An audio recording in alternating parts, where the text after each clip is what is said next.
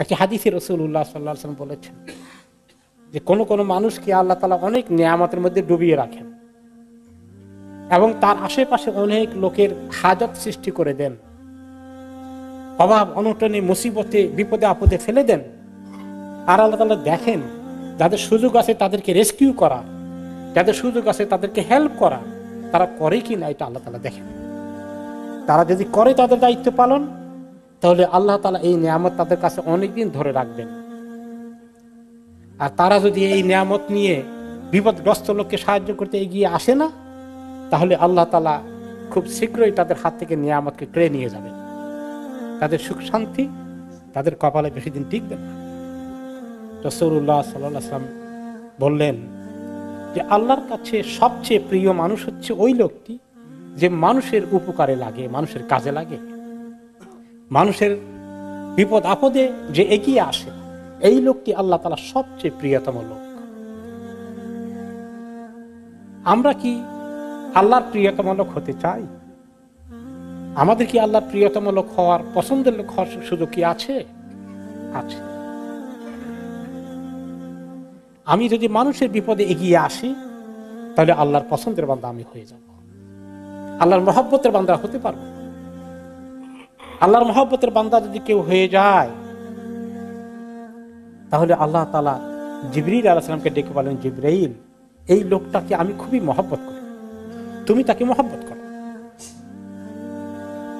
জিবরিল আলাইহিস সালাম তাকে মহব্বত করা শুরু করে দেন। আর জিবরিল আলাইহিস সালাম আসমানি ফেরেশতা রাজিকে ডেকে বলেন, অমুক আল্লাহ তাআলার বড়ই পছন্দের ব্যক্তি, তোমরা তো সবাই তাকে মহব্বত করো। আসমানি সমস্ত ফেরেশতা তাকে মহব্বত করতে থাকে এবং এক পর্যায়ে আল্লাহ তাআলা জমিনে তার মহব্বত সৃষ্টি করে দেন মানুষের মনের মধ্যে। রাসূলুল্লাহ সাল্লাল্লাহু আলাইহি ওয়াসাল্লাম নিজে বলেন, আমি দেখি যে কোনো আল্লাহর বান্দা বড় বিপদে পড়ে গেছে, তার সাহায্য করতে গিয়ে যদি আমাকে কিছু সময় ব্যয় করতে হয়, আমি সেই কাজকে এত বেশি গুরুত্ব দেব, এত বেশি ফজিলতের মনে করব, আমার এই মসজিদে 1 মাস পর্যন্ত ইতিকাফ করলে যে সওয়াব হয় তার চেয়ে বেশি ফজিলত আল্লাহর কাছে হবে, আমি জানি। বিপদগ্রস্ত মানুষকে এগিয়ে আসার কাজটি এত ফজিলতের, এত পছন্দের। 1 মাস মসজিদে নববীতে স্বয়ং রাসূলুল্লাহ সাল্লাল্লাহু আলাইহি ওয়াসাল্লাম নিজের ইতিকাফের আমলের চেয়ে বেশি উত্তম।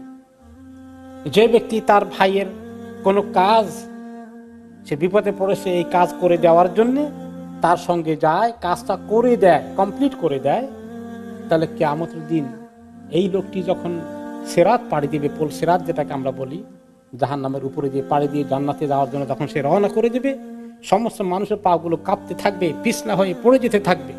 কিন্তু যেই ব্যক্তি আরেকজনের উপকার করতে গিয়ে সময় ব্যয় করে, পরিশ্রম করে তার কাজটা করে দিয়েছে, আল্লাহ তাআলা এই সিরাতের উপরে তার পাওকে মজবুত করে ধরে রাখবে, পিছলে পড়ে যাবে না। বিপদগ্রস্ত মানুষকে সাহায্য করা এত বড় মর্তবার কাজ, আখিরাতের নাজাতের জন্য এত বড় নিয়ামত হতে পারে আমরা যদি বিপদগ্রস্ত মানুষকে সাহায্য করতে এগিয়ে আসি। আমাদের প্রতিবেশী দেশ বার্মায় মুসলমানদের এই নির্যাতন উপলক্ষে আমরা বহুদিন থেকে দেখে আসছি, নির্যাতনের এই কাহিনী চলছে।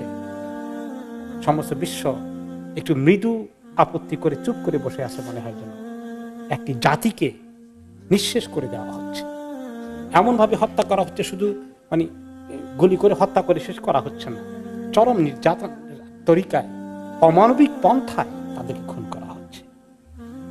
আল্লাহ তাআলা যে ঠিকই বলেছেন, উলাইকা কাল আনআম বাল হুম আদাল, কিছু লোক পৃথিবীতে আছে তারা পশুর মতো, শুধু পশুর মতো নয়, তার চেয়েও তাদের অবস্থা কাহিল, তার চেয়েও তারা নিচে নেমে গেছে।